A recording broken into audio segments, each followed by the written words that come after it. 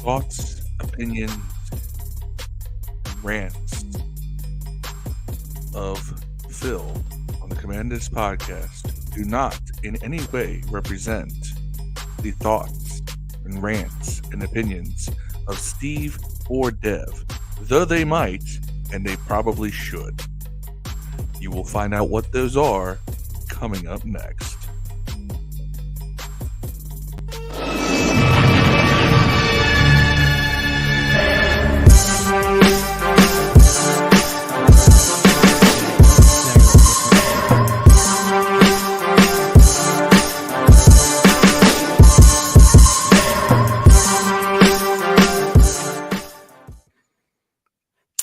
All right. What is going on, ladies and gentlemen? It's the 19th of December. It's not a Moxie Monday. It's not. It is a Misery Monday, our first loss quite some time that I can remember. It was this bad. But we're here, ladies and gentlemen. Thanks for tuning in to another episode of Command This. We greatly appreciate it. If you can, please head on over to that the YouTube page, and I'll post it in the chat right now, and go hit that like and subscribe button on YouTube for us. We would greatly appreciate it. So that was your boy Phil on the introduction. I'm your boy Steve, and also joined by Dev. What's going on, fellas?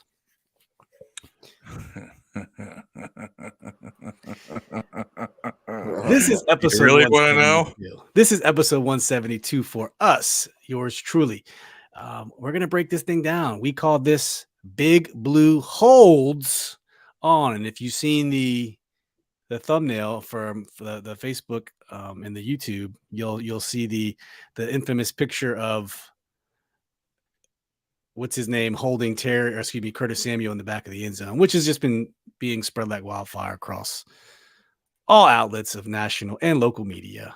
But before we get started, let's see a couple of these folks we have in the chat here. Alan Hester, what's going on from Facebook? Thanks for joining. Chris McDaniel, what's up? Hey, Chris did call a New York Giants win. I will tell you, he tweeted me earlier in the day, I want to say on Sunday before the game, and he did put out a score of 24-17, although we didn't quite get that far in the score predictions. But Chris, you kind of called it. Jimmy Lee Patterson, what's up? Thank you for joining us. Glad you could make it. Ronnie White on Facebook. Alan Hester said, what's your thoughts about the Commanders' loss? Alan, we're going to get into that in just a second. Chris says, nice sweater, Steve. Yeah, I appreciate you. Yes, Moxie died. Moxie died until we see it again. We have 3 more opportunities that we know of until otherwise told, because Ron said he's going with Taylor. Moxie. Mock these. Yeah. Oh, our boy Yender in the comments saying Phil holding that mic too strong. Pause. All right. Let's get right into it, fellas. So we're going to start with the quick game breakdown. As you know, we like to start with a quick recap on how we did throughout the game. Not our greatest work, I will say, but just kicking it off in the first quarter. We saw some good runs from Brian Robinson. He just kind of started taking it to the house. A couple good. Taylor had a good pass and the flat for him for 18. Taylor sailed a pass, 4th and 1. B-Rob got it. We saw a lot of good crushing runs from Brian Robinson up the middle. We did punt. The Giants punt on their first drive. Our second drive, we saw a play where Robinson basically carried the pile for like 15 yards. My gosh. We did actually see a Taylor Heinicke keeper as well on that next drive. But then we saw Thibodeau just in our asses in the backfield. Then we had a delay a game, if you remember. And then we had a false start, 3rd and 17. And then Jahan has a penalty, and it kicks it back to 3rd and 22. And then we end up kicking a 41-yard field goal. At this point, at the end of very end of the first quarter, we had 11 minutes, 19 seconds time possession to the Giants, 1 minute and 19 seconds. That's how the game started. Just the same way we've been doing it. And then at the final countdown at the end of the first quarter was 11-19 at 3:41 time possession. But kicking off at the second quarter, we had a big run, get held back from Antonio Gibson from holding. And then Taylor Heinicke got strip sacked by your boy Thibodeau again, resulting in a touchdown. Old Charles Leonard was a turnstile on that play. He got beat pretty bad. It's 7-3 second quarter. That one hurt, fellas. That one was like a replay of except for the fact that Leno actually blocked on this one, or attempted to block, of the sack that happened in overtime where Taylor got hit at the one and nearly lost the ball. This time he got hit at the one and did lose the ball. Yeah, they had no answer for Thibodeau the whole game. They really didn't. Really didn't. A couple more people jumped in the chat. Kevin DeGracia from Facebook. What's up? Greg Delaney. How you doing? Chris McDaniel says, I'll be there Saturday to bring us some mojo. Hey, do it. I know a couple of people are going to travel across the country. That's right. We play Saturday this week.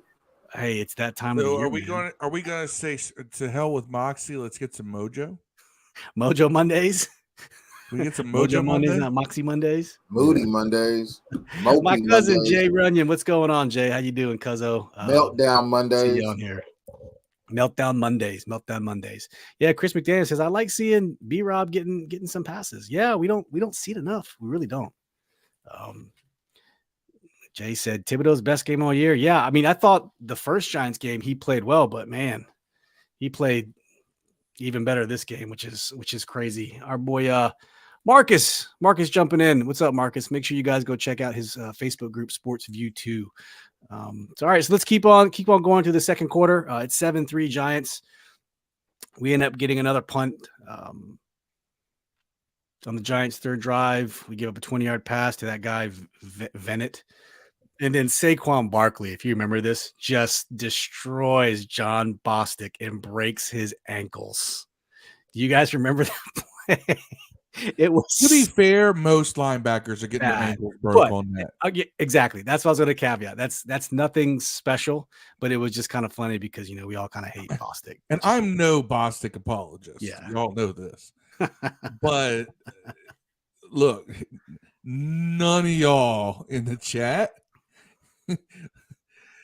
99% of linebackers in the NFL, none of y'all are stopping Saquon on that one-on-one. Nobody. That's nobody. Baby. Keith Sweat says. As Keith Sweat says, nobody. Keith Sweat can't sing, man. Yo, that's such an iconic song, though. That was freshman year. By the way, the girl that sings that song with him is from Bowling Green, Kentucky. She lives here. Oh wow, Heinicke. Guys on the map. Yeah. On the map. On the map. Good looking woman still. Yeah. On that third drive, though, on the Giants, after we punted the ball to them and after Barkley broke Bostic's ankles, I kept seeing a trend. We went into this really soft zone, and our damn cornerbacks were 10 yards off the ball. And they went for it on 4th and 9. And now Daniel Jones looked like a damn Tom Brady, just threading the needle on these 7-yard passes, 7 and 9-yard passes. That's all he had to do. I don't know how we kept giving those up. But they were all in the middle. I can tell you why. They went to the very, very, very type of passing game that we should be running with Taylor Heinicke. It's all 1-2. It's all 1, maybe 2 read, quick pass. You get that ball out quick.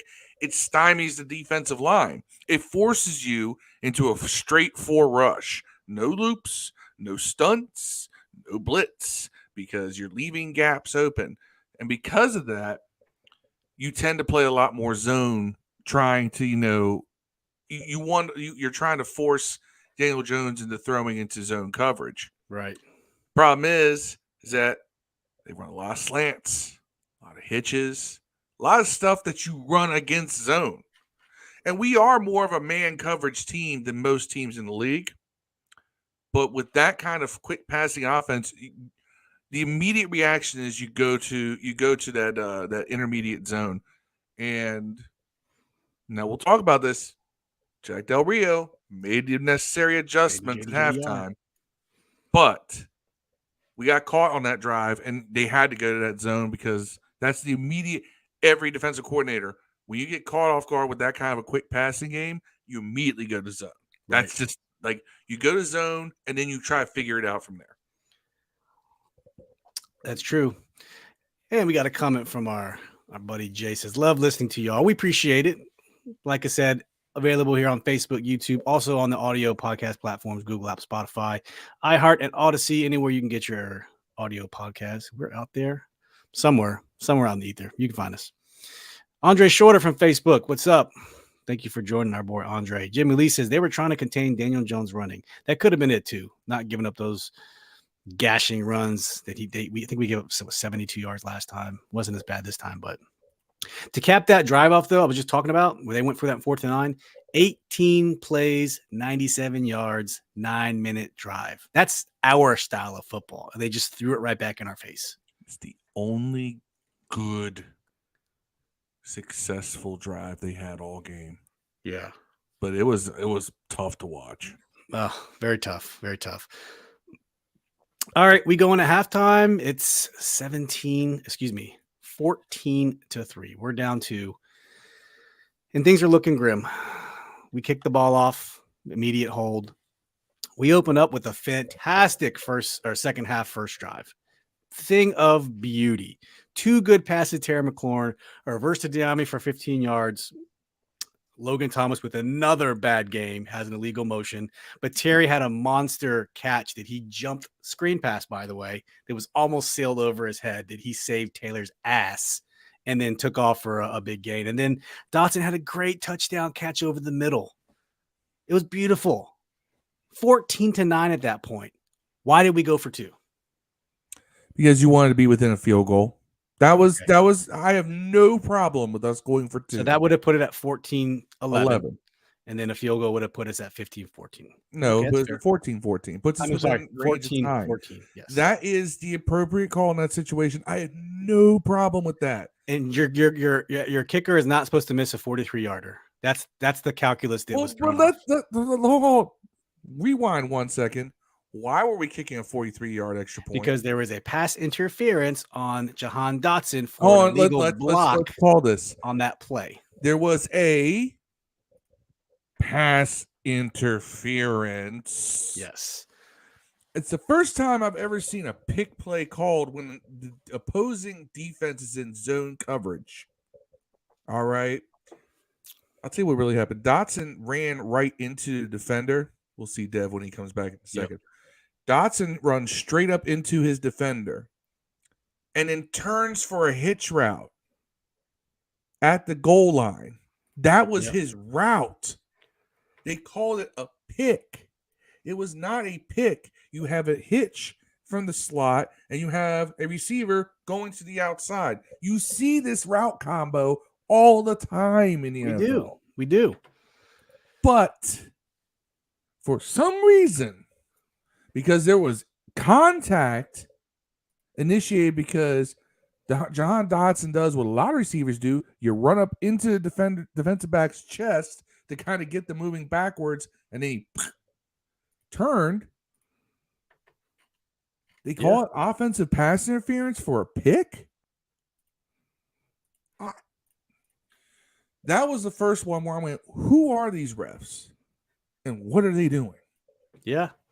That was the first of many more to come. Our boy Cody Jones from Facebook. What's up, Cody? Says, what's up, lads? Have we joined on a course of Scotty doesn't know? Scotty doesn't know. With Kristen Crook as the girlfriend with Matt Damon on stage, who Phil just met Kristen Crook. I did just meet Kristen Crook. Really nice girl. Seems very short in person. I thought she was taller. At least on film, she looks taller. Well, next to you and me, she'd be short, but I mean, she's about average height for a woman. Yeah. Maybe a little taller. Greg said exactly what I thought. It was a route ran by Dotson. Yes, that's true. Even Chris Collinsworth took issue with that flag. And I'm not a Collinsworth fan at all. And yes, he did have an issue with that one and other flags as well. Let's not forget. Chris Alone, thanks for joining us. Said my buddy from Minnesota texted me the horrible call on Terry McLaurin.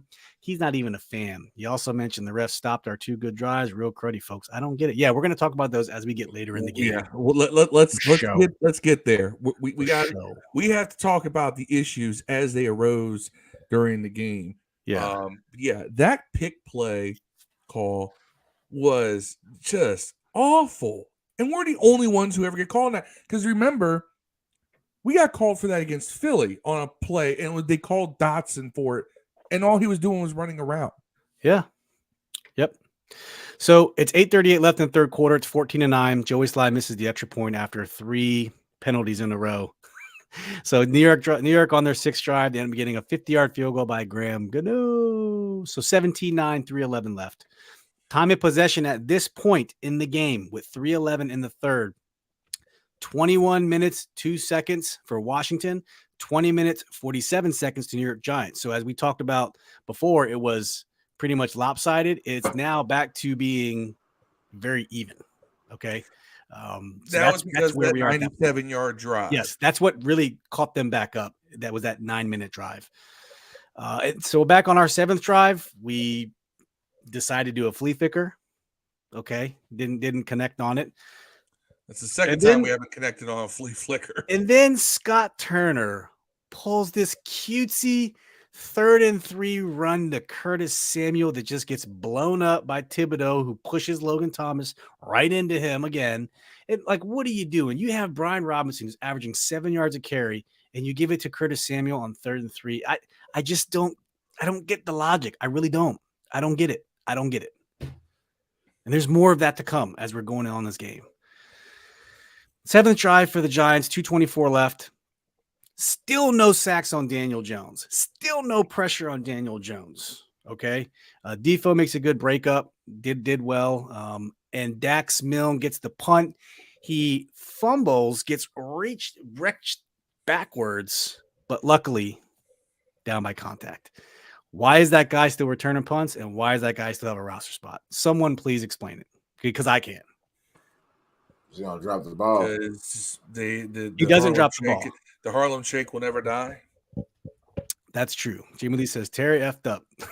We'll get into this. Hold your tongue, Phil. Albert Cruz, thank you for joining us. Says Washington got hosed by the refs. Yes, it's not the excuse we need to take, though. It's the game should never be decided by referees. That's most important. Yes, we got screwed, but don't ever let it get to that point.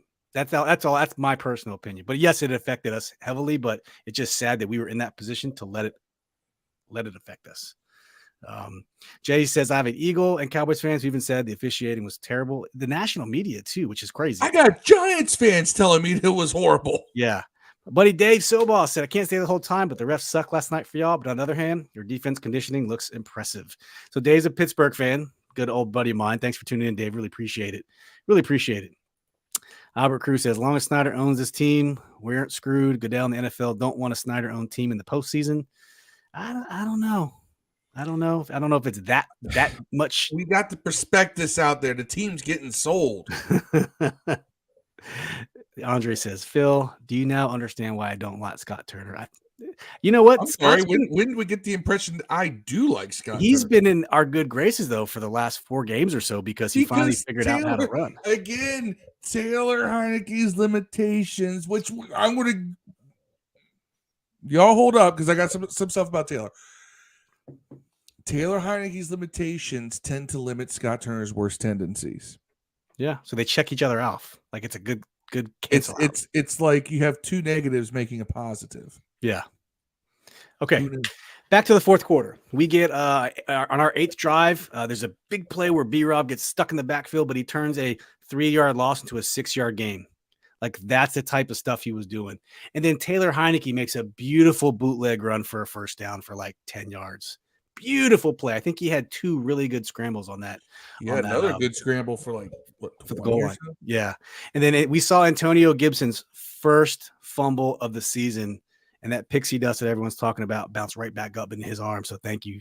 And then Logan misses a pass in the flat, although it was a little bit in front of him. I still expect Logan Thomas to make that catch. And then Taylor Heinicke was once again hit from behind, untouched from the defensive back, because on this play, Leno was focused in on Thibodeau, and they brought in the defensive back for a sack. 51-yard field goal was good, 17-12 with 12:31 left.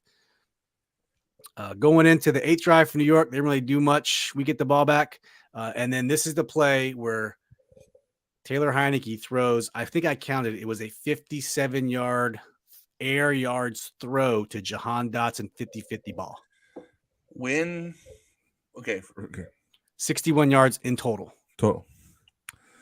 Now, granted, you're also including the fact that he had dropped back because there was several yards after the catch where Jahan's dragging the defender.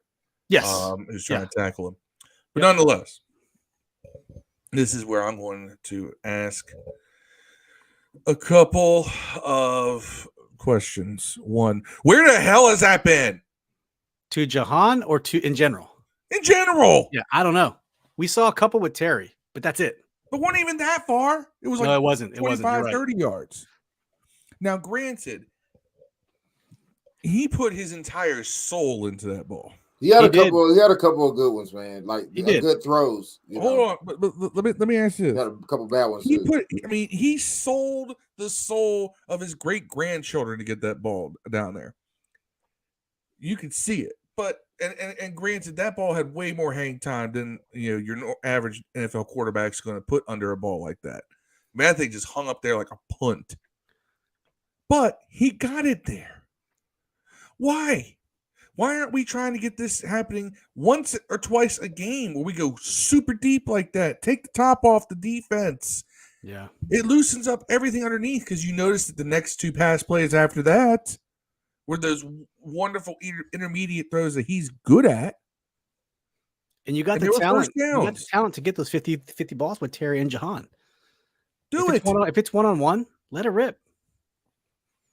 And that's the one thing that many people like Phil and I are talking about that Carson will do.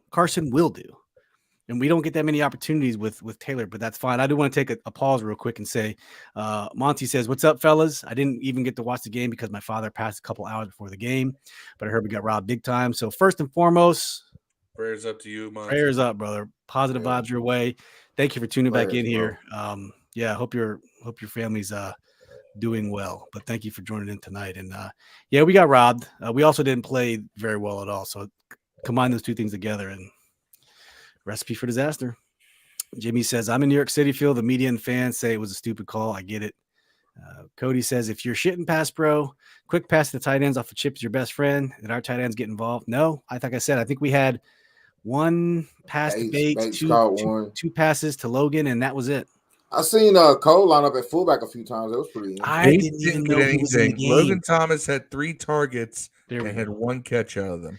I didn't even know Cole Turner was healthy again. Yeah, Cole Turner was throwing some blocks. He played fullback, man. He was doing a pretty good job. Man, but what happened using him as a weapon like we saw earlier this season when everyone was injured? You want to see some spider wide banana, huh? Oh, spider 2-wide banana. That's right. That's right. Spider 2-wide banana. Alan says, thank you for joining, Alan. Scott can make good play calls, but a tendency is to make the same stupid mistakes over and over and just give up the run. 7 yards per carry at Brian Robinson, and he got the ball 12 times. Come on now. You're averaging. Andre says, I hear you, Phil, but Turner gets in his own way. These head-scratching play calls killed me. Chris says, I agree with you, Phil. Taylor forces a different game plan. Let's take that game plan with Wentz. The play you're talking about where he threw, where it was 3rd and 3, and he not only ran a wide receiver for a short yardage situation, he took a guy averaging over 6 yards a carry out the game, so the defense wasn't even thinking the other guy could get the ball. He took him completely out the game. That makes no sense. Like, if you're going to run him, at least run him with Robinson in the game as a decoy like you might run. That's what I'm saying, like a jab. Set it up like a boxer. Gotta have a jab. It made no sense. Yeah. That's how it worked with Diami. I felt like maybe on that play, Heinicke should have kept it. Also, he doesn't do a good job on read options. No, Heinicke needs to. They need to tell him, like, look, you. All right, as Washington fans, he's scared to get hurt. And lose we know how read option works because the current modern read option began here. Bobby 3 sticks, and we knew the key is the defensive end. And Thibodeau crashed inside on every handoff and left wide open space. Now, Taylor kept it once, and then he got one on a scramble. Taylor kept it once and got a first down off of it. Anytime that defensive end is crashing down, you got to keep it. Man, that one pass before halftime where he got sacked, that was a wide open touchdown. Like, I don't know if that's Dayami or Curtis. Like, no, running down Jahan, the it middle was of the Jahan Jahan. Dotson. wide open. Wide And open. I told everybody, I said, Wide man, that was a open wide open goal line. touchdown. He just didn't throw it. He just immediately put the ball down and started looking how to get out of there. And that dude was just running down the middle of the field. No one was on him. I was like, man, that was the game winner right there at halftime. He got a touchdown at halftime. Like, he was wide open. Chris Alone says, fellas, I bought his jersey last year at the end of the season from Vietnam. Didn't spend much. Just saying, I have a pretty big collection of jerseys. Ford does not suck. I don't think he sucks either. It's just he's just limited in his game, and the coaches just need to stick to his strengths. That's it. Stop trying to make him what he's not. Good. We don't need number 4 back on the team next year, bro. Okay. I said this in somewhere on the internet today. Taylor Heinicke has good moments. The problem is that he has equally bad moments. Now, the Heinicke defenders will say every quarterback has bad moments. Yes. But the ratio is not 1-to-1. And their moments don't cost their moments. You don't go into the game with good quarters and be like, man, he's gonna give you one. Listen, give you one. Give me the 2-minute Taylor every time. I don't need the 58-minute Taylor. Give me the 2-minute Taylor for the tempo whole game. Taylor. Yeah, he's Eli Manning without an arm. He plays out of his mind in that 2-minute offense. That's you go tempo, and suddenly Taylor Heinicke's a good quarterback. Eli Manning without an arm, man. Which again, it talks about being limited. He can't do it in a normal circumstance. Yeah, you don't want to see you didn't want to see Eli Manning in the end of the game if it's close. He was going to win that. And I hate Eli Manning. Right, but that last few minutes though, he was money. Right, last few minutes. That's Taylor. Yeah, Max Jones for Facebook. What's up, bro? Says the refs mess us off big time. Really should be something done about this blown calls. They're going to write a letter to the team and maybe say, "Oh, we missed one," and then that's it. It'll be water under the bridge. That guy won't be able to coach in the playoffs or Super Bowl or some shit. Okay, have y'all seen the movie Major League, right? Yeah. All right. My top 5. Remember when Roger Dorn talks about how in my contract I don't have to do calisthenics, and he hands his contract to Lou Brown? Yeah. I want Ron to take that letter and pull a Lou Brown. I want him to throw it on the floor and just piss on it right in front of the entire team. Because that's what I would do. I would whip my Johnson out, and I am pissing on that letter. And then I'm sending video of it to Roger Goodell. What's the movie where he wipes his ass with his contract? Airheads. Remember he's in the studio? Yes. No, I think was that Brandon Encino Man. What's that little kid? What's that little kid? The same dad that you're talking about, Phil, was in Problem Child. He also did some stuff. Oh, John Ritter. John Ritter. No, the grandfather then. John Ritter's dad in Problem Child. Oh, yes, the old rich guy who lost his money. Yeah, I can't remember his name. Score alert: Rams 3, Packers 3. Thank you, Chris. We appreciate it. It's Monday night. We got to keep going. Another comment from Chris says, Alone says, one last for me. Fresh legs can help. Give Shaka Tony 5 or 6 snaps a game, period. He could have a real result. Now, I know Dev is big on Shaka Tony. No, I'm big on Shaka Tony. Dev, you used to be big on Shaka Tony. No, maybe it was last year. That was me. I was a big shot. I had y'all. Maybe I got you confused. Yeah, we're both bald, I guess, and got beards. I think Efe Obada kind of took his time. I heard that. Yeah, Efe Obada. I'm really happy with Efe Obada. Efe Obada is doing well. Okay, let's continue on. Defense got to find a way to get past duo blocks, man. Duo blocks is killing. So we had the 61-yard pass to Jahan, the 50-50 ball from Taylor. B-Rob rips off an 18-yard gain. And then 2 more plays. Taylor gets sacked on 3rd down. He fumbles, ruled down by contact, challenged by New York. They recovered the ball cleanly. We lost that play. As I said, Heinicke giveth, Heinicke taketh away. We get a field goal. I talk about that fumble, and then someone comes in 30 minutes later and thinks I'm talking about the last play of the game. We get a field goal on that play. We probably end up. So that was the second Heinicke turnover. The first one was the touchdown by Thibodeau, strip sack. This was the second one, and we were in field goal range at this time. I want to say we were like on the 30, give or take. Giants get the ball back. They run 3 first downs in a row by Saquon. Same play 3 times in a row. They run 12, 15, and 14 yards, and then Gano ends up kicking a field goal for 50 yards. And then we're down to the last drive of the game for us. Antonio Gibson, 43-yard kickoff return. Money. Can we teach that guy how to return Money. punts too? Seriously. Curtis Samuel, 27-yard play out. This was Taylor Heinicke's best throw of the game, and I stand by that. He throws the ball at least a half second before Curtis even makes his break. It is a thing of beauty. He threw him still open. Gets it there late. No, this was a perfectly thrown ball. This ball was perfectly thrown. And 27 yards out of bounds, beautiful throw. And then this is where Logan makes his only catch. He makes a catch in the flat, but he couldn't get out of bounds after they did the official review, which is weird. I'm shocked the officials reviewed that.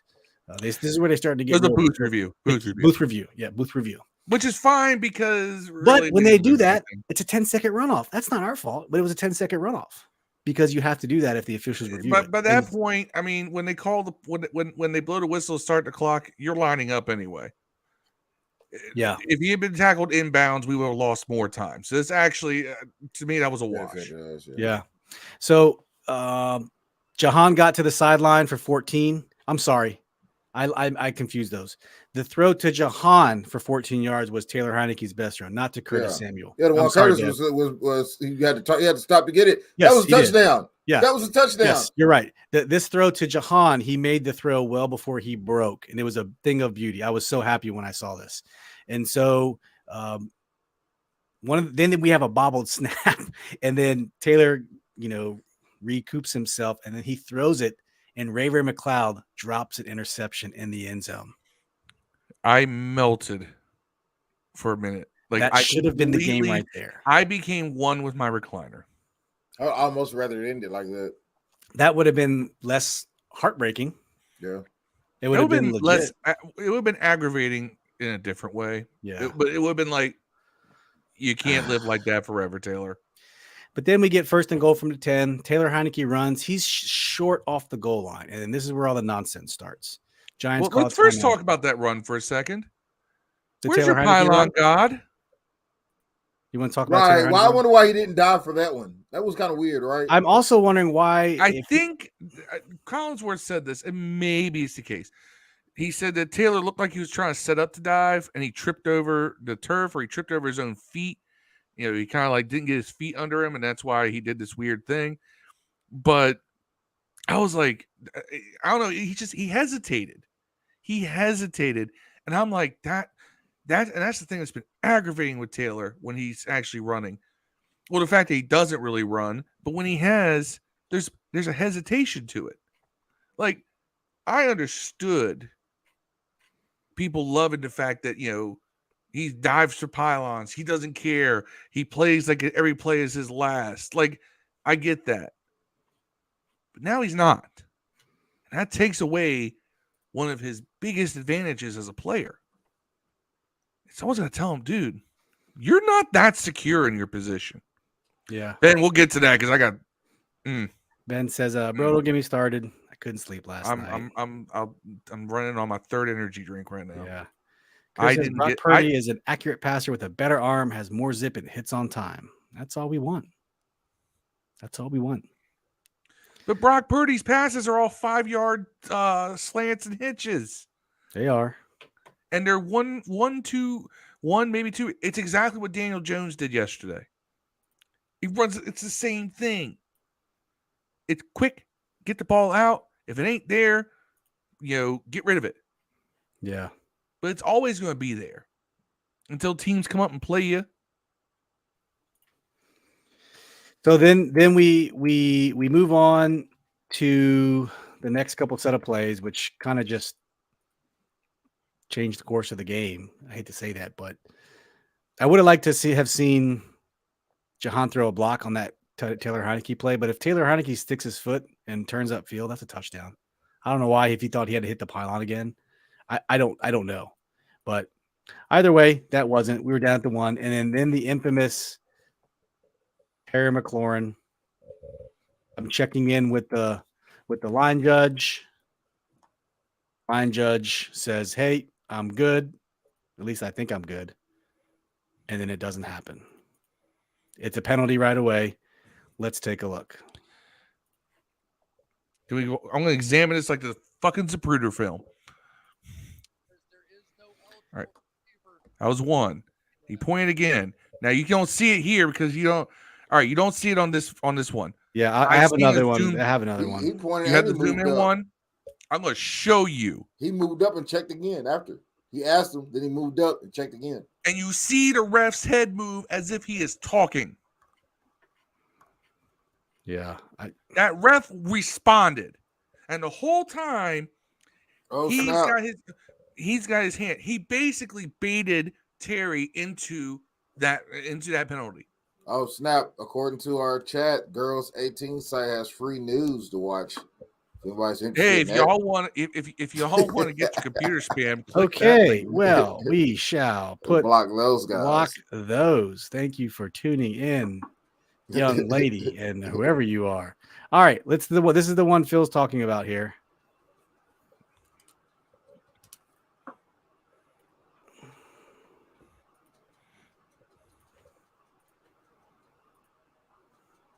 Look at the zoom in. Checks once. Ref points to a screen. He moves up, again, points back. and you can't really see it, but you see the ref. If you see there's another video Penalty. where you can see the refs talking to him.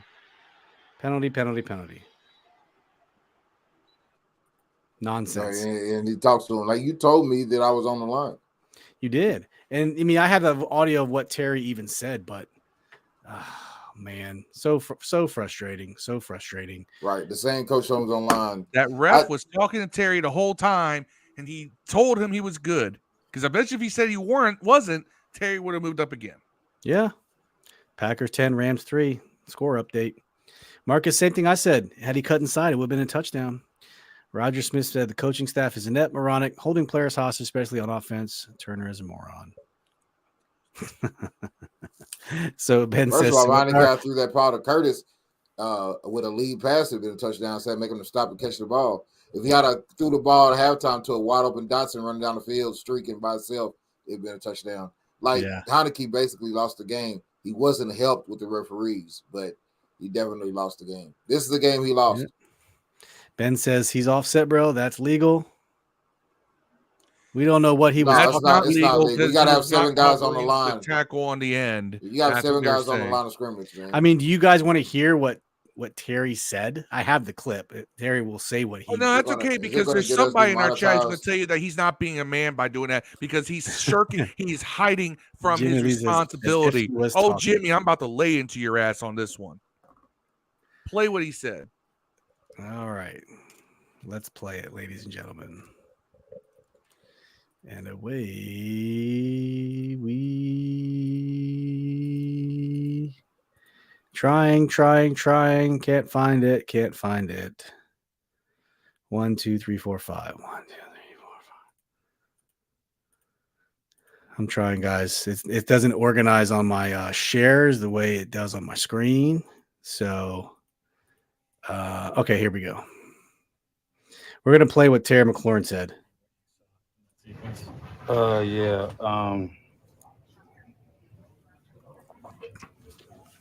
I feel like I was on the ball the entire time. If you look through the game, I lined up there pretty much every play. So I checked to see if I was good the first time, and he was like move up a little bit. So when I moved up, I checked to see if I was good, and he said I was good. So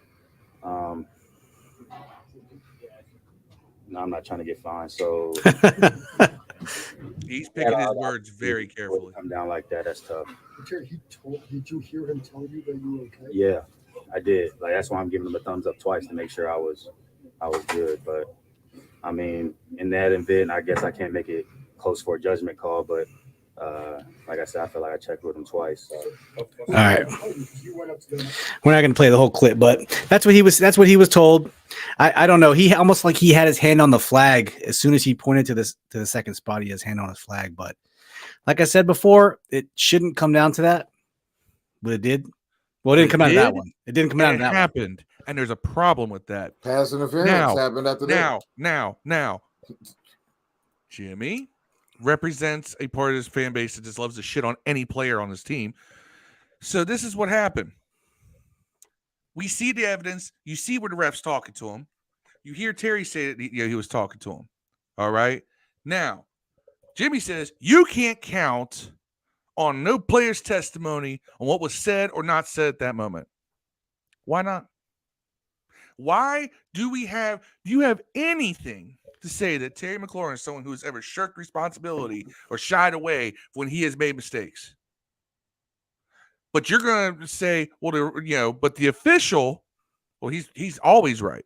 I will take Terry McLaurin's word over a wife beater's word. And yes, look it up. That referee has been under investigation for domestic abuse. I'm not going to, that's not going to. No, I don't care. That means I question his character. I don't question Terry. And he never once paid for drugs. Phil attacks the character, not the content. Once. So listen. That's irrelevant. That's irrelevant. All right. I have no reason not to question Terry McLaurin on this one. So the video evidence backs it up. So Hussey was the lead ref. And his feet stink. And Hussey was the lead ref, and Nikki Javala asked a question, and she talked about the Terry McLaurin play. She said it appeared that he had pointed to the official. Is he obligated to tell Terry that he's at the line or not? Hussey said, well, I didn't see that. I'm not in the backfield. What I was told and what has been confirmed is that the ball was snapped at the half-yard line, and he was lined up a yard back at the 1.5-yard line. He was at the 3/4 yard line. He needs to break the belt. He needs to break the belt line, the waist of center, and he was not breaking the waistline of the center. That's why the penalty was called, because he was not in a legal formation. That Nikki says, when a player does point at the official like that, does the official have to say whether he's on the line or not? I think that's what they're trying to say. Hussey says, not typically. The official could be doing other things like counting the offense. There's a multitude of different duties, so I can't confirm whether the official even saw that. It doesn't matter if they got NFL films. Got that audio, bro. They got that audio. They can catch everything. And then we'll. It's not a matter if he has to. It's a matter of what he did. It's gonna come out. It's gonna come out. The audio is gonna come out. I'm sure. Yeah, they're all mic'd up. And it's also the point. It's the principle that he told him he's on the line, and the same guy told him he's on the line called a penalty. It would be different if he told him he was on the line and another ref. We still would have had to make our 2-point conversion, but still, it would have been. But then the pass interference happened right after that. We wouldn't have had to worry about 2-point conversion if the refs hadn't blown the previous 2-point conversion. We nailed too. Right. The rest of the previous 2-point conversion. I really do. On top of that, there's a pass interference. But you saw it 3 times. By the way, McLaurin was open. Points. McLaurin was open on that last throw, by the way. Yeah. Chris said, I don't know why he would throw the flag if he said he was good. I think Terry misunderstood and needed to be up further, and the ref threw it because he told him to get up further and didn't do it enough. We don't know. Yeah. We don't know. Terry thought you said move up. I have no reason not to believe Terry McLaurin. If it was somebody who had, a less than sterling reputation about being honest and truthful and being upstanding player. Well, and then he goes on to ask him about the final call, and basically he goes, that's a judgment call. So let's move on to the final judgment call, because that is such a cop-out pussy statement. I guess we're getting demonetized on this one. F that dude. Who's a judgment call? Why don't you say it? It was a poor judgment call. It was. You don't get fined.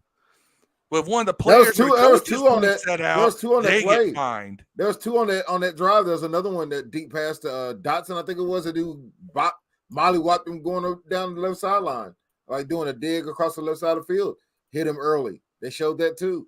There's pass interference the whole game, and no disrespect to the Giants. One of our receivers got hit helmet to helmet, and they didn't call it either.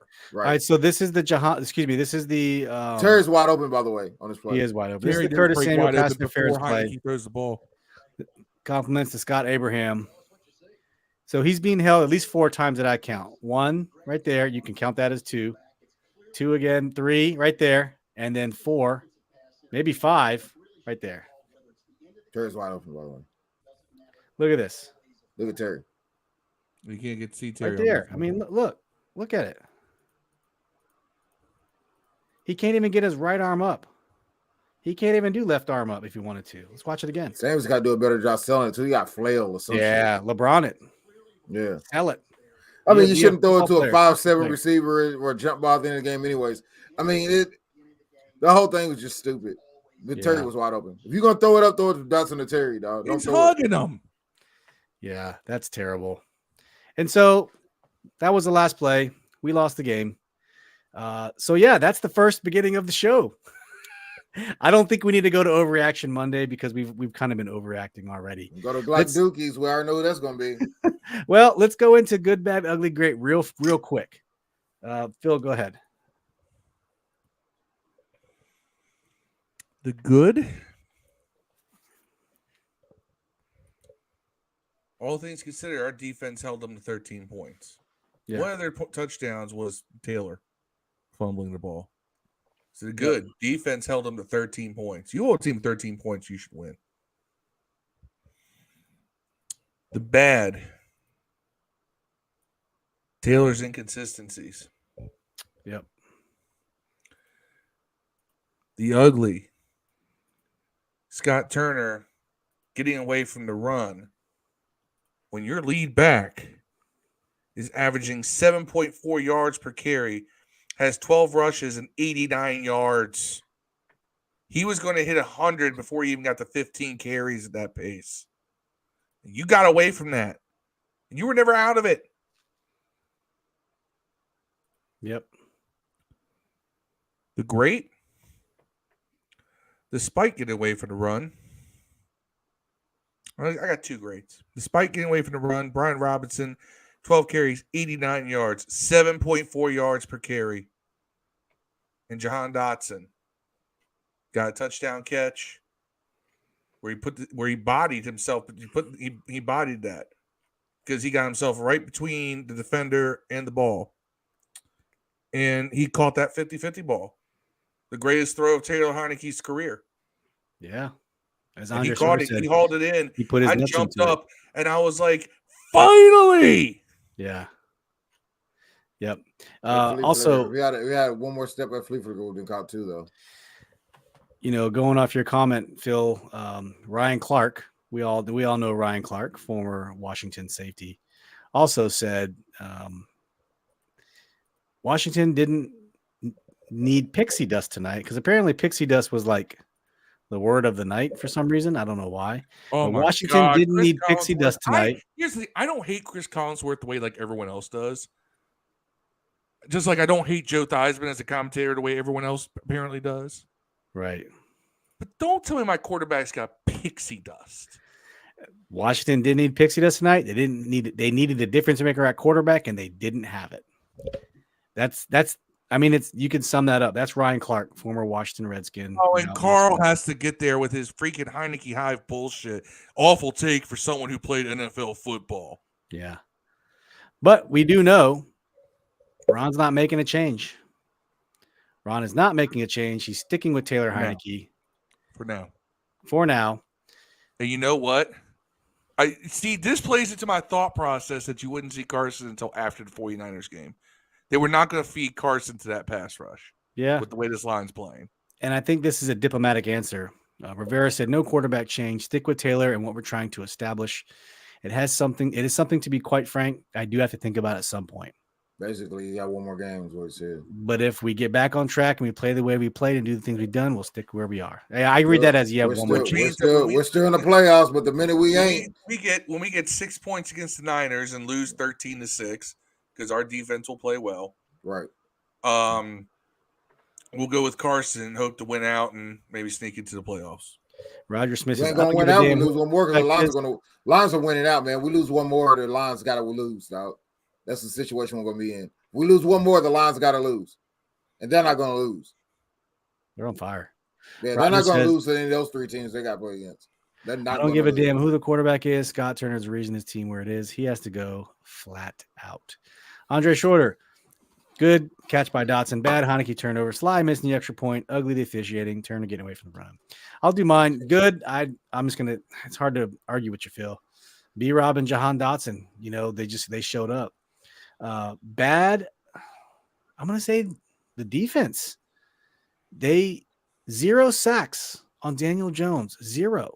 Yeah, but that was more not the defense's fault. I mean, you can't do anything. You're throwing 5-yard passes. Your defensive backs are 10 yards off. Yeah, if you want 5-yard passes and then you're only rushing 4. I mean, you're not going to ever. But why get a not? sack. Why did you not blitz? Right. Not Because you defense, really can't Jack Del blitz Rio. that because you're taking defenders out of coverage. Right. You gotta understand, Daniel Jones threw 32 passes, completed 21 of them. Right. He only had 160 yards Right. passing. All of They them were were 5 or 6 yards. 6 to 8 yards. Right. Each It one was of them. quick. You can't blitz that. Right. You You're going to can't. lose because then you're going to be on an island with your DBs on 5-yard outs. They're going to turn a 5-yard out into a 40-yard game. Yeah. If you get caught slipping And on you that know shit. what? That's why you didn't see that passing. Here's the thing. In the first half, we were playing that You gotta softer have better zone, trying to linebackers figure than out Bostic out there. trying to figure out the passing offense they were using. In the second half, Jones was a lot less efficient, and that's because the secondary did come up Yeah. and play tighter. Now, that did actually open up some of Saquon's running lanes on that one drive they had for the field goal, but the secondary did play a lot better in the second half than it did in the first half. They kind of figured out what was going on. They made the adjustments. All right.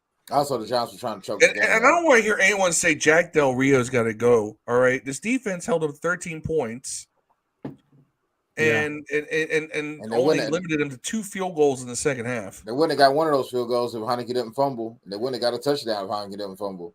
So, and here's my ugly. My ugly is red zone scoring. And Sam Fortier, follow him on Twitter. He broke it down really well. He talked about when Phil talked about this earlier about Taylor Heinicke and Scott Turner kind of canceling each other out. But it says Turner's tendency to remain about 50-50 run pass seems advantageous because Washington is effective running. And Heinicke is about league average passing, completed about 10 of 16 passes for 3 touchdowns and no interceptions. That's in the high red zone. Now, the low red zone, which is basically, I want to say 10 and shorter, Turner's balance seems to hurt the offense because even though Washington runs the ball pretty well, Heinicke collapses. Inside the low red zone, Heinicke has completed 8 of his 24 attempts. That's 33%. It's the lowest mark in the NFL this year by nearly 10%. Since 2000, out of 752 qualified quarterbacks, Heinicke's completion percentage is tied for 727th. In the most critical situations, it's even worse. On 3rd and 4th down, Heinicke has completed 1 of 11 passes. That's 9.1% since 2000. The only quarterback to attempt double-digit passes inside the low red zone and have a worse completion percentage is rookie Justin Fields last year, 0 for 10. So that's like an advanced metric. So I thought it was Josh Allen's rookie year. So when people say that I must want us to lose so Taylor doesn't play because I'm a Heinicke hater, it's true. F you. This is the kind of stuff I have a problem with. This. Yeah. And we see it. And hopefully some of you are seeing it too. I don't think the secondary failed and not jamming them Ben Harlow. I think excuse me. I think that that's the way they play. That's not player fault. I think that's the system. 1-2 talent. Yeah, Alan says, why would he make a change? Wentz, that'd be stupid. He had his chance and won one game. He won 2 games. Chicago and different Jackson. offense. We ran completely different We also- plays. We also scored. heavy. We also scored more. I felt like maybe we didn't. Yeah, we did against we did again in the first 2 games of the season. That offense moved. all right. the ball. So Dev, let's go right into Never out your award here. I'm I didn't get You my good, already bad, and ugly. said it. we already my good, said bad, it, and so I don't need to ugly, play. uh, Glock the Glock Dookie Award for tonight. I think who are we gonna give it to, Dev? Do we know who we're gonna give it to? Referees. Dun dun dun. The referees. Yeah. Taylor almost got it, by the way.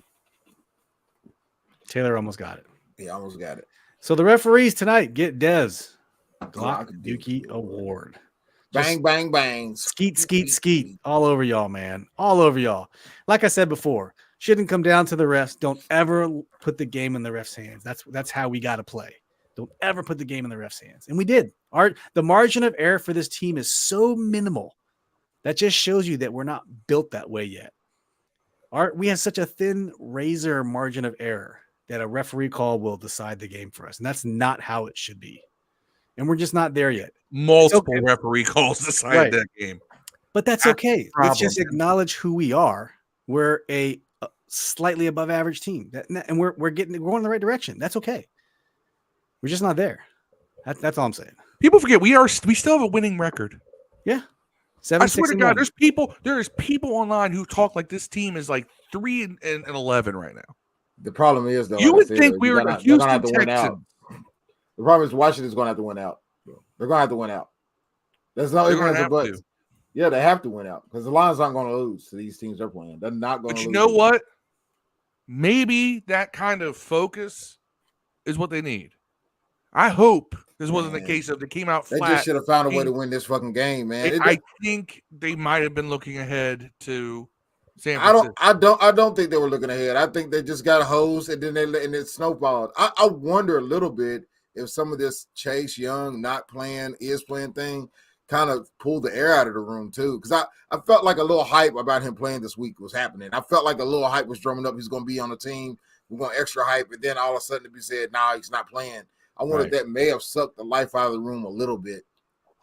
If it were to end today, the Eagles will get a first round bye. And by the way, Jalen Hurts has a sprained shoulder, and they're talking about him might being out longer than expected. We would play Minnesota, who's 11-3. Not scary. So. If we were to jump to the 6th spot, we'd be playing San Francisco, who's 10-4. That actually kind of works out well for us, doesn't it? Man, we got to beat San Francisco next. We got to beat San Francisco Saturday. Consider that. We do. You got to beat them, and then we got to beat the Browns, which I think that should be a win. But then we got to beat Dallas. They probably need to win that game. Dallas will have their playoff spot. I think Dallas will have their playoff spots. I don't. The Giants can still. They're only up a game over the Giants. They're up 2 games on the Giants. Right, but they got to win. Like, there's a chance the Cowboys got to play Philly, right? Yeah, but they may be playing a Jalen Hurts-less Philly. Man, you act like the offense ain't cheesy, though. They can still score. They got Who's the best Philly's backup quarterback? They got the best defense in the what's the Minshew? You're gonna tell me like who they gonna put in Minshew? I mean, so here's the Dallas schedule for the rest of the season. Dallas has Philadelphia, which is going to be a battle, Tennessee, and then Washington. Right. Tennessee's a dumpster fire right now. They are, and Ryan Tannehill keeps getting hurt and coming back in the game, and he doesn't have much time bums, though. It didn't even matter about the Dallas. Dallas is still making the playoffs, though. It don't matter. They will fighting seeds. They're making the playoffs. What seed is the question? We can still beat the Giants. They lose. Who's the Giants play next? Yeah, Giants. Yeah, the Giants could lose 2 games. We could overcome them. We win 2 games. The Giants has 3 games. Has Minnesota, Indianapolis, and Philadelphia. So they have the hardest path left. Yeah, Philly might have nothing to play with either. They might set everybody. We're better built for we're better built for Minnesota than the Giants are. We are. And Indianapolis, they just put up a tough game too. They just beat the Cowboys after the Cowboys dropped 48 on the Giants. Jacksonville beat. You said Indianapolis beat. I'm sorry, Jacksonville. Yes, Jacksonville beat the Cowboys. Coach choked their game away.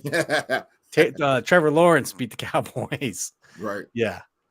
Marcus says should have beat us. By the way, the Giants have a harder schedule. I don't think they will win the last 3 games. We can beat the Browns and Cowboys. I think we can. Man, I think the Giants get one of them last 3 games. All they need is one. Yeah, Roger says, "Went out, please, with these morons coaching this team. It's not happening. It's not happening. Hate it for the players being held hostage by these dum-dums. We're going to need the Lions to lose. Yes, Taylor. We're going to need the Lions to lose, man. Held hostage. We're going to need the Lions to lose, and we're going to maybe need Seattle to lose if we lose 1. We're going to need Seattle to lose 2. We lose 1. Yeah. So I'm just saying, man, like. Well, despite everything else, do we have any game balls to give out? Dev, you got any game balls to give out? You can say my good and bad and ugly, though. But I'm sorry. Yeah, go ahead. My good is Tressway. My bad is Heinicke. Or my ugly is the refs, who also got the Gladic Award. But Tressway is my player of the game. MVP. So you're going to give him a game ball? By the way, he's leading punters in Pro Bowl votes, from what I understand, too. So. As he should. That's the only jersey I'm going to buy. I bought it, and it was the wrong size, and I'm just going to buy it again. Mine got canceled twice. I'm not ordering another one.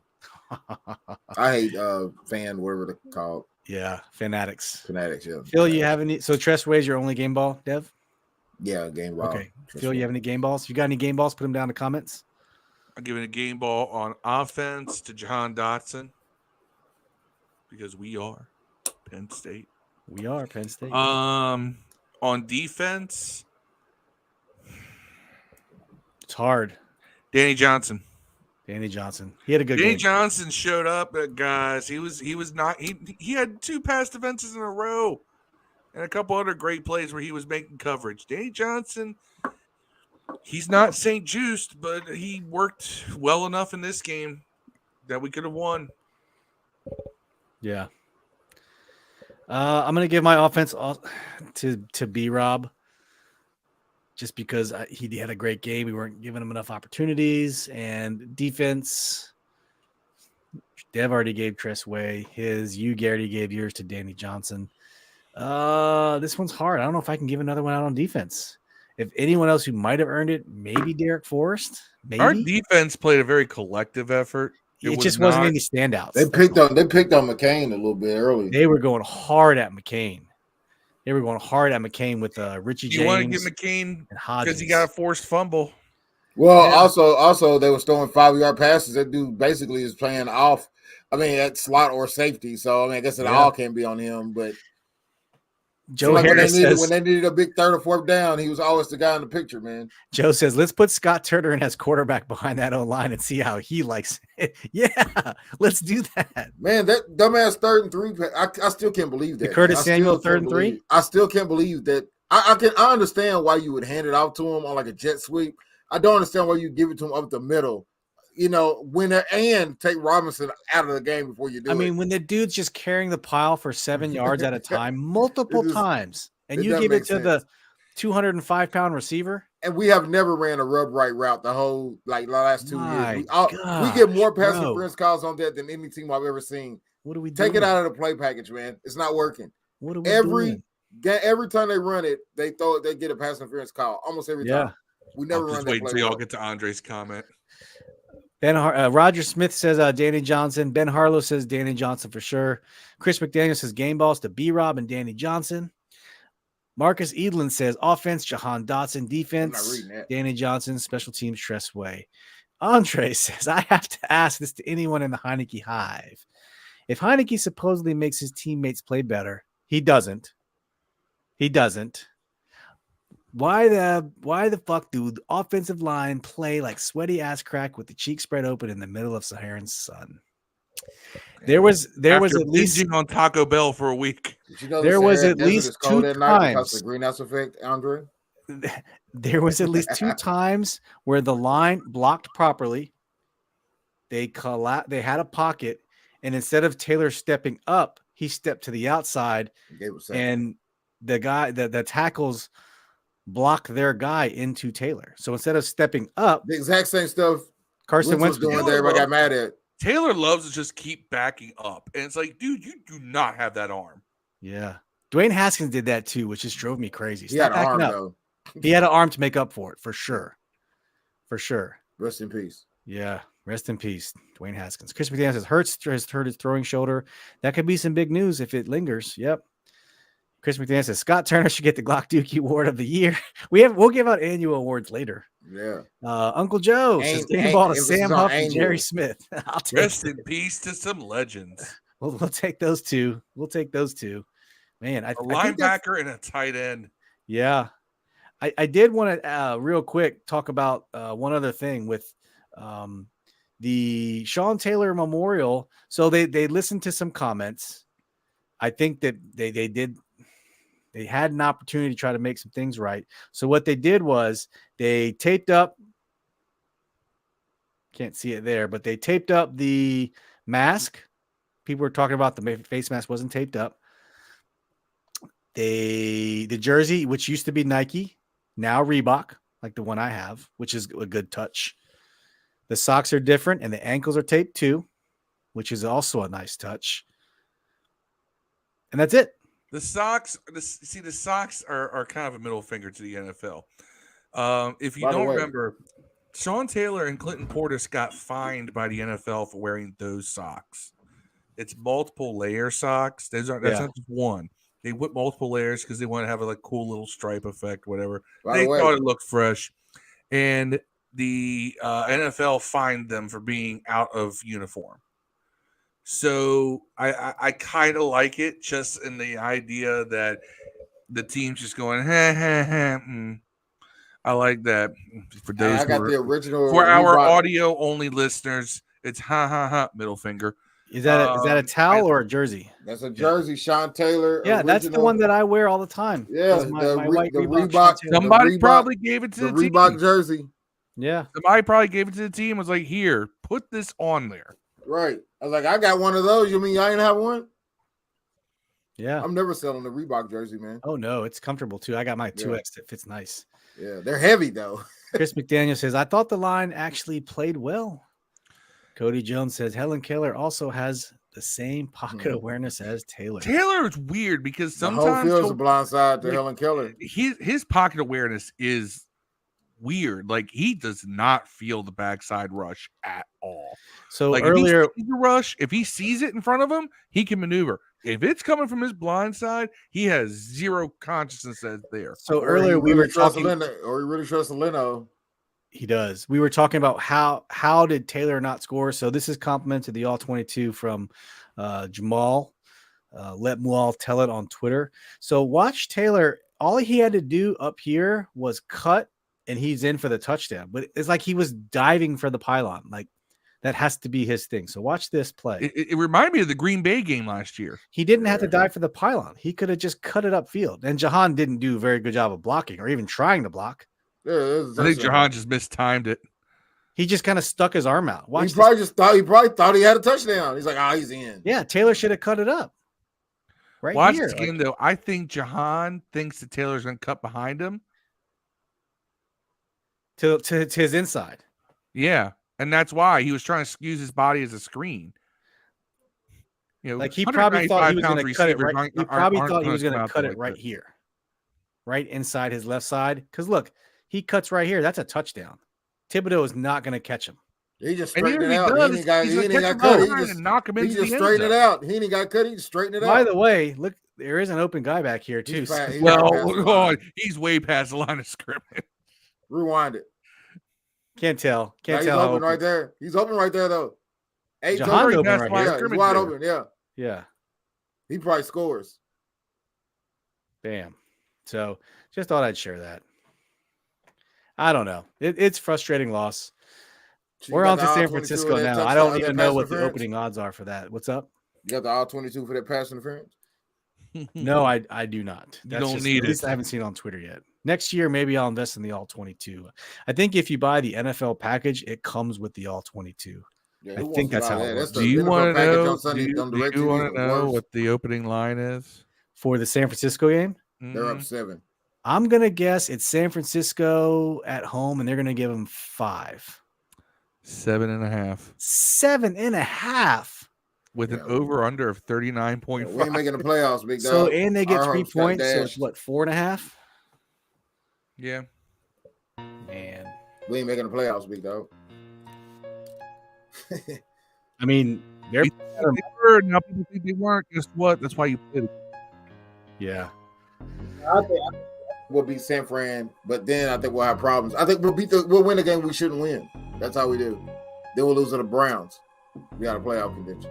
Jimmy And says Watson will look like Houston Watson against us. Jimmy says, I was at the stadium last night for the game. It was cold. I thought Sean Taylor thing was cool, though. Okay. Alan Wright, that's true, and pretty much everyone in the league knows it now. Yep. Christmas says it's an NFL Plus premium. Okay, thank you, sir. Appreciate If we it. can't score, if you score over 17, if you score over 19 points, you can beat Washington every time. Like we don't score over 19 points That's ever, our man. problem. Like, 2 touchdowns, anything over 2 touchdowns, we might got a field goal over there or something, but we ain't scoring more than 2 touchdowns, man. It's not happening. Score points to win. The defense does enough to hold the teams, and like you said, like we can't score over 19. 20 points wins it against us, which is crazy. It's bad. Andre said Heinicke had enough forward momentum to take Thibodeau on if he really wanted that touchdown. I'm telling you, I think he was trying to go for the pylon again, like it's his thing. Unnecessary. But Marcus said, I posted in a sports view group of all Taylor Heinicke throws and runs. Holla at you later. Thanks for tuning in.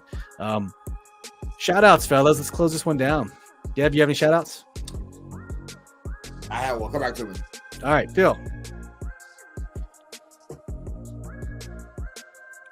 I mean, who am I going to shout out? All I did was see all these people who have been silent during this entire stretch where we've been winning games. Suddenly we lose a game and they act like we're 3-11. Oh, I told you this team was shit. Fire everybody. Shout out to all y'all. Invitation right here. Shout out to Phil's blood pressure. Shout out to Phil's blood pressure. Shout out to his my blood pressure doesn't change. That's the crazy thing. You put a cuff on me right now, it's 120/70 all the time. Shout out to your hydrochlorothiazide pills. Shout out to 283, Phil. Oh yeah, shout out to Chris Stapleton. Was at my job. Was that 283 on a bench? Shut up. I got to see Chris Stapleton at work. That was pretty cool. Good picture, man. Shout out to Chris Stapleton. That was awesome. Steve just mentioned because I posted a video of me failing a bench today. Yeah, we've all been there. Let's remember, I had benched that same amount twice before today. Yeah, we've all been there. Man, on video, we don't believe it. It's on there somewhere. It's on there somewhere. How much was it? Did you get pinned under? I didn't get. Well, I got two. It was a 280. I did 280 once, 280 the second time, 280 the third time. And I kind of just like misfired on my push up. Like I misfired a little bit. It was like, nope. I just dumped the weight to one side and Mark snaps the other way. Yeah. Hell yeah. Emily Lee says, all right, fellas, great show. Phil, I hate you because I love you. Everybody does. Chris has all 22. I might have to, I think I might be a good investment next year. Alan says, in my defense, I've been saying fire the whole coach staff since before the regular season. Well, shout out to everyone who tuned in tonight. We really appreciate you guys. If you haven't already done so, like I said, flip over to YouTube. Go hit that like and subscribe button. Greatly appreciate it. Also, if you haven't done so, go to the Facebook page and hit like on the Facebook page so we can grow that side of the house too.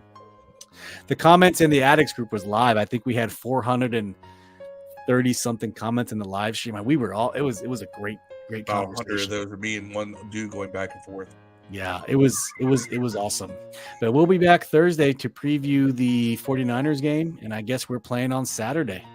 Saturday it is. I mean, it's that time of the year. Saturday football is back. Our game is on tap for 4:05 on Christmas Eve. So some of y'all might be with your families. I don't know. Some of y'all may be with loved ones at home, out running about. But 4:05 Christmas Eve on Saturday. We'll be back Thursday night at 8:30 p.m. East Coast time to preview the 49ers. So thanks for tuning in. I think it's great. Because by the time Christmas Day rolls around, if we lose, I'll be over it. If we win, that carries forward. That's right. And we're facing Brock Purdy. Come on. No. Don't act like he ain't Big Cock Brock. I'm not. He's playing out of his mind right now. It's all good. We'll see how it goes. All right, everyone. Love, peace, and hair grease. Hey, you can catch us on all your audio platforms. You can catch us on Facebook, catch us on Twitter, catch us on YouTube, catch us anywhere. Thank you for all the support. We are over 1,000 subscribers on YouTube. Thank you so much. Greatly appreciate it, each and every one of you guys. We'll see y'all Thursday night. And as always, peace and hail. All right.